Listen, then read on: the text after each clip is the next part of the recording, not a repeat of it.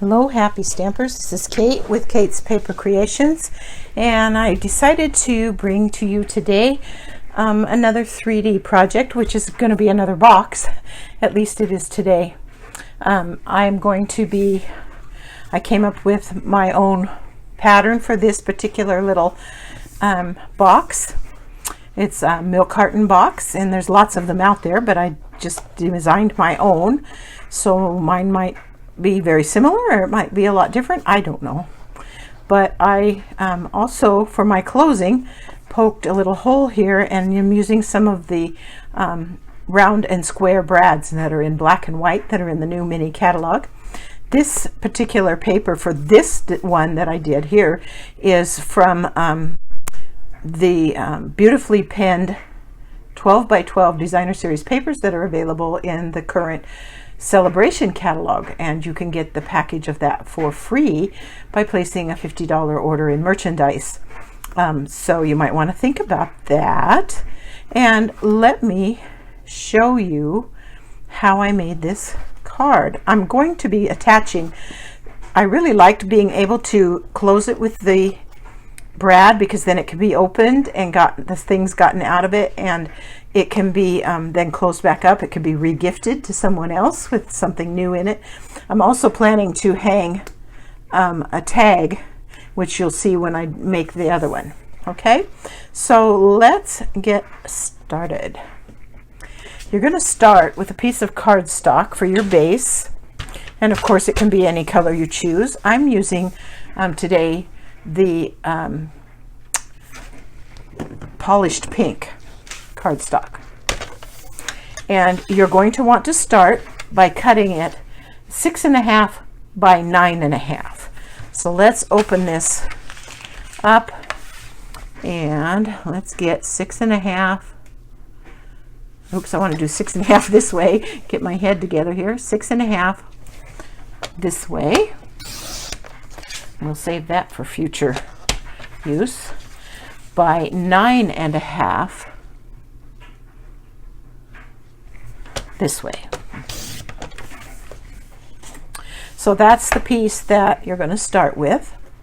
Then with the short side at the top, you're going to score it at 1/2 inch.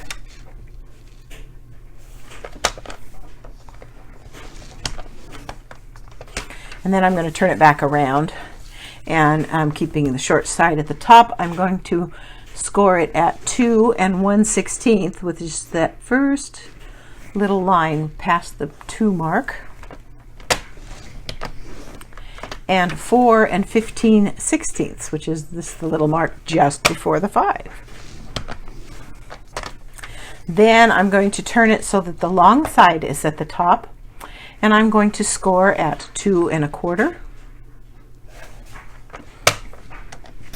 Oh, I just cut it. Don't do that. That is not a good idea. I'm going to be saving that piece for future use. Don't you just love it? I'm sure none of you have ever done that, right? Oh, Lord. It's one of those days. Let's try again. Okay, 6.5 by 9.5. Oh, if you've ever had that happen to you, you'll have to let me know. Okay, we're back to scoring again. With the short side at the top, we're going to score at 1/2 inch, just like that. Let's remember this, to use the scoring tool. Okay, then we're going to go to that 2 1/16. There we go. And then we're going to go to the 4 15/16. This is fun. Okay. Then we're going to put it at the long side, and we are going to score, not cut, at 2 1/4, 4 1/2, 6 3/4. Get that right where I want it. And 9.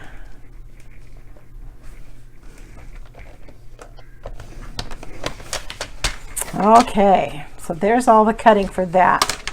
Let's get that out of the way. Now we're going to have to do some trimming with the scissors because we want it to look like this. Okay, so with the short side, with this at the top, we're going to cut away. Now let's turn it around so we can follow it exactly.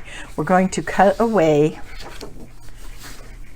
this one right here. Let me get it over here where you can see it. We're going to cut away this one.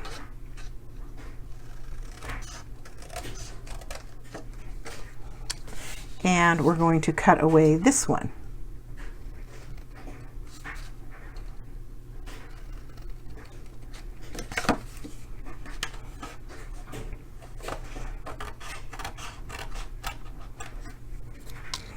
Then on this side, we're going to take this little corner spot totally away. It's just going to go away. And then we're going to cut just to the score line here and just to the score line here. And we're going to cut this one totally away. Now I will be making a printed tutorial, which will have pictures and everything for all of this. Now we're going to come back and just give each of these a little bit of a slant, like that and like that. Same thing with this one. We're going to give it just a little bit of an angle cut on each end. And this one, we're going to go just a little bit sharper. I think we're going to go about like so. Okay. Now we're on to the next side, and we're going to cut on the score lines all of these pieces here. Just to that first score line. Just like this.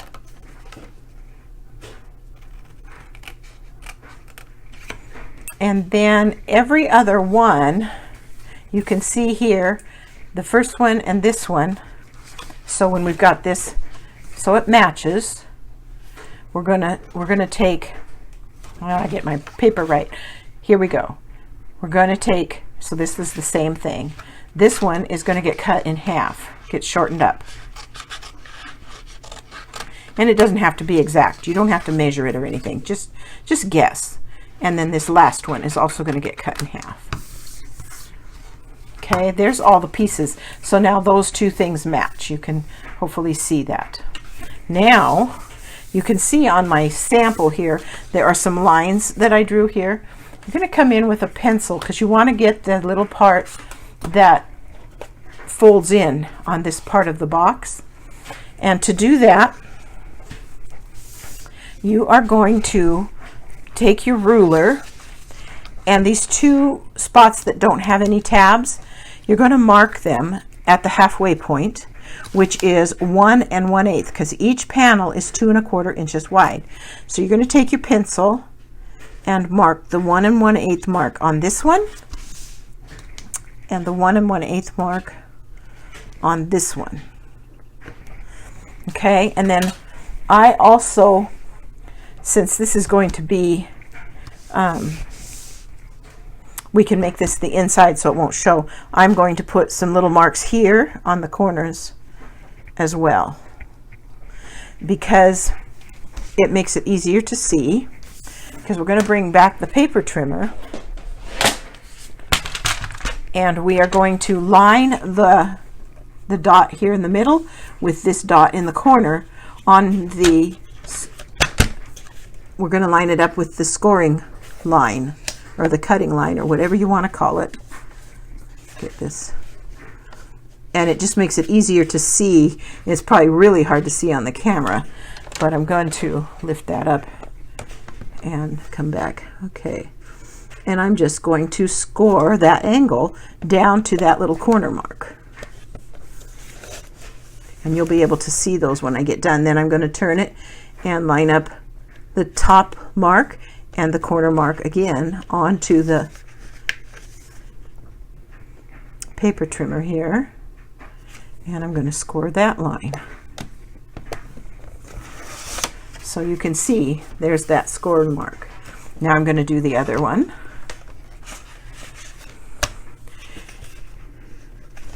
Make sure my flaps stay out of the way. There we go. Get it where I want it. There we go. And you can kind of tell where you're going. It's not that hard to tell. And then we'll bring it and do this way. This one's kind of the easy one because you've got the edge of the card. And you don't have to worry about stopping or anything. So there are my score marks for that. Okay, now get in the bone folder and we will start to put this together. So you're just going to want to take all of your folds and give them a good burnishing.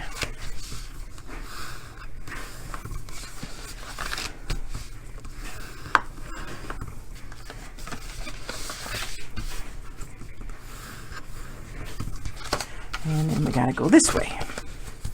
And we'll get these two.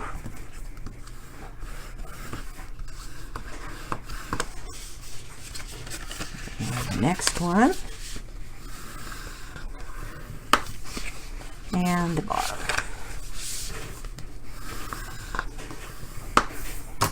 Okay.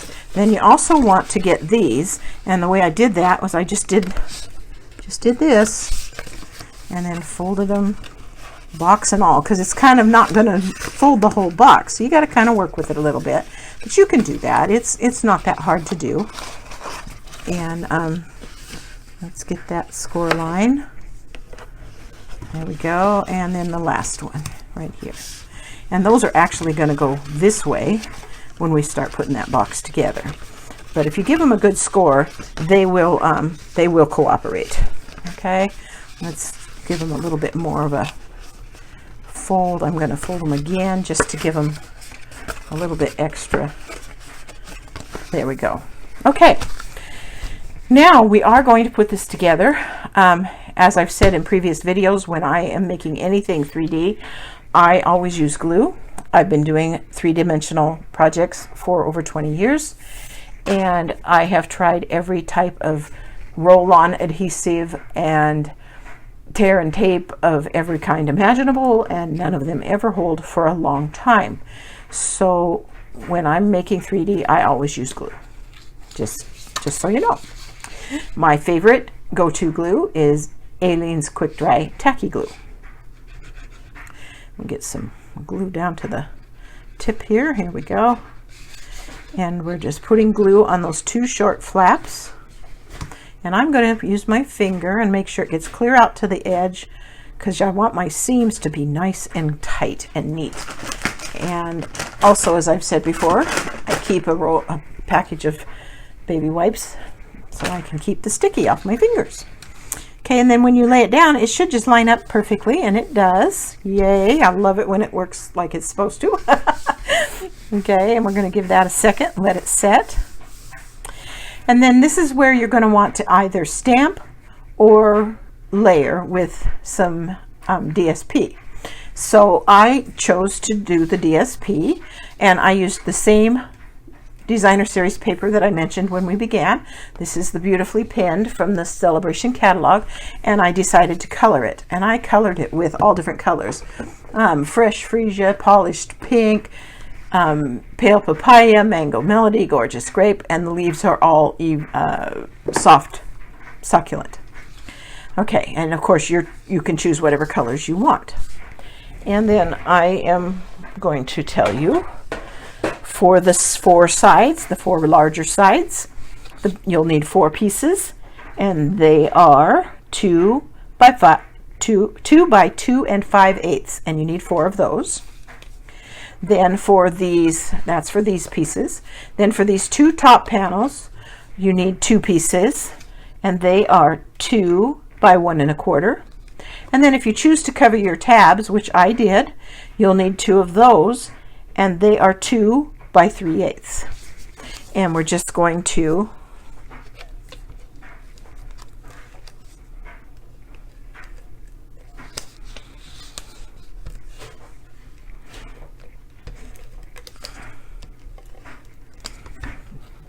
put those on, leaving that 1/4 inch border all the way around.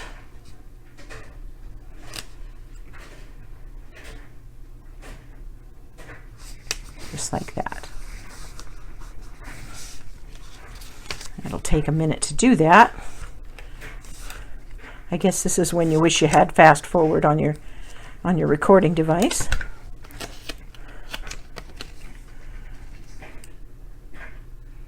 But I don't.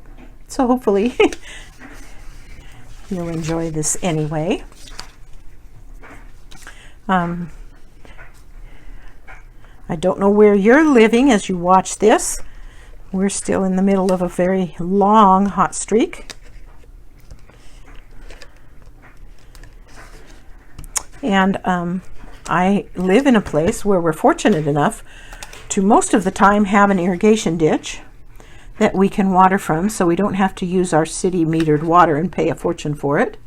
However, our ditch had a major failure and they have turned our water off, so now we are irrigating with our house water, which will increase our water bill dramatically, I am sure, but we're trying to just keep the plants alive for the rest of the summer so that they don't totally die. And it's okay. We will figure it out. Okay, and then these panels, of course, are going to go on the panels that are not scored. We'll do those.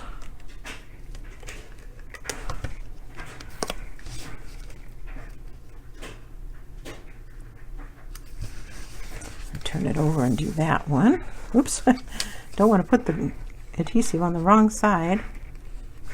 You know, sometimes this tear and tape, I have a hard time, it doesn't want to start dispensing it. It seems like it loses a piece. I'm not sure what the trick is. If any of you know what the trick is, I'd love to hear it. But I find myself helping it out. Okay, and then we'll put one here.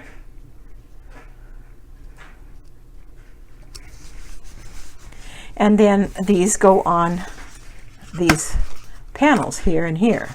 And so we'll just do that. This is a little bit wider than the piece. I'm going to take it to the side and put it on a piece of scrap paper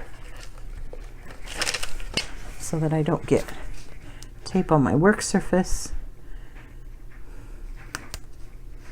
And there's that one, and then we'll turn it over.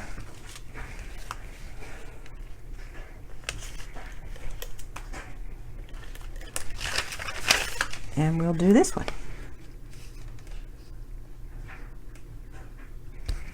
And there we go.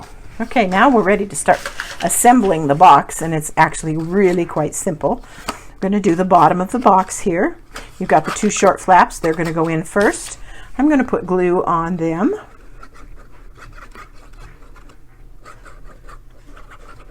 Then I'm going to put some glue on just the edges that are going to be touching. I'm not going to put it in the middle. And I'm going to fold that one down like that. Get my edges all lined up. And then this one I am going to, there we go, put it all the way around the edges like this as well.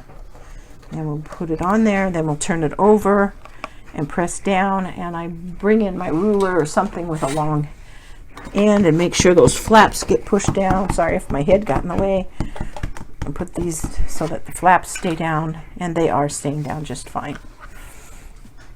Now you could have, when it was flat, I was going to tell you, if you decide that you want to put the hole in the top, that would be the time to do it. If you have a hole punch, that would be great. I have this tool. It's called a Japanese screw punch. It's for making books.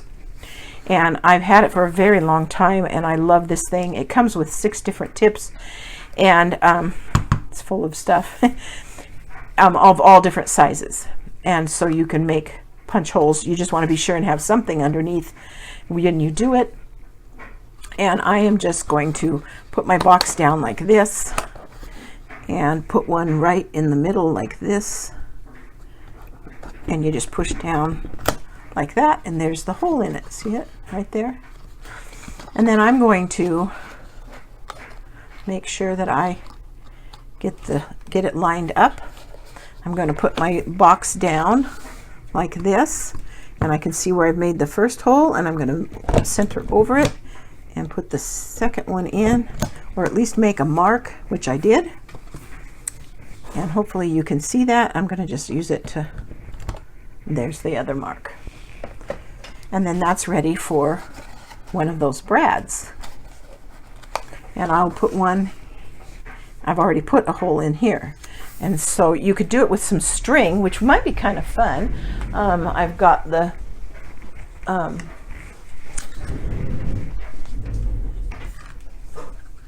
this linen thread that's white, and I think that would work fine.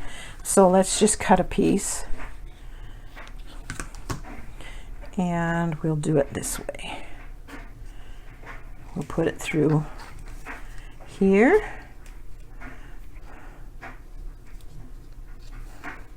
Oopsie. Well, that didn't work, did it? Okay. Guess my whole, this thread came kind of unraveled on me. I hadn't tried it ahead of time, so let's see if I can't get it to go through there better without doing it.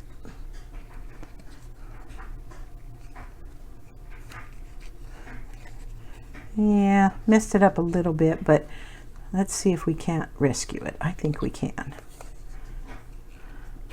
Yeah, okay. And then let me get a brad, the round and square brads.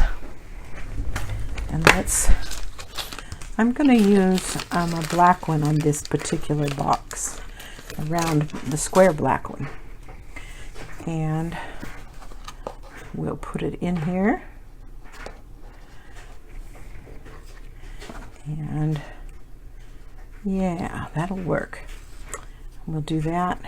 And then I can just tie it around that however I want. But I'm just going to show you what it will look like. And I might just wrap it around a couple times and tie a bow in it. How's that sound? So that might be kind of fun to do. But that gives you the basic idea, okay? So then you've got that, and you can write something on the back, and there's lots of room to put things inside. And let me tell you, give you another hint, we have these gusseted cellophane bags. There's 25 in a package. They're available in the big catalog, the annual catalog. And yeah, it's a little bit tall, but you could cut it to fit, and then put your goodies in there and bunch it up at the top. And then you could save the half you cut off and put a piece of tear and tape or something on it and use the other half as well. So you can put it to good use. You wouldn't have to be wasteful. And then it would be food safe. So you could put candies or whatever in there, and or some tea bags, or, you know, I don't know what you would want to give people, but you know, gives you some ideas. I'm thinking about, I'm probably going to make about 25 of these. We have a ladies' Bible study that I lead, and I'm going to, we haven't been able to get together for quite some time because of the current issues going on with the illness and everything, but we're hoping to start up again in the fall. And when we do, I want to be sure and welcome them back. So I'm planning to make some of these and put something in them, probably a sweet treat of some kind. Could be a mini muffin, I don't know. So that's today's 3D project. I hope you enjoyed today's video. I would love to hear from you. If you have questions, please ask. I'm happy to answer them. The sentiment here came from the Inspired Thoughts stamp set. The label that I used came from Stitched So Sweetly Dies. This paper again was the Beautifully Pinned from the Celebration catalog, and this is just basic white thick, and this is polished pink cardstock. So I have a printable tutorial. I will try and get that up on my blog under the pages section so that you can download it if you would choose, and it'll have all the measurements and everything in it. Thanks for stopping by. Have a wonderful day.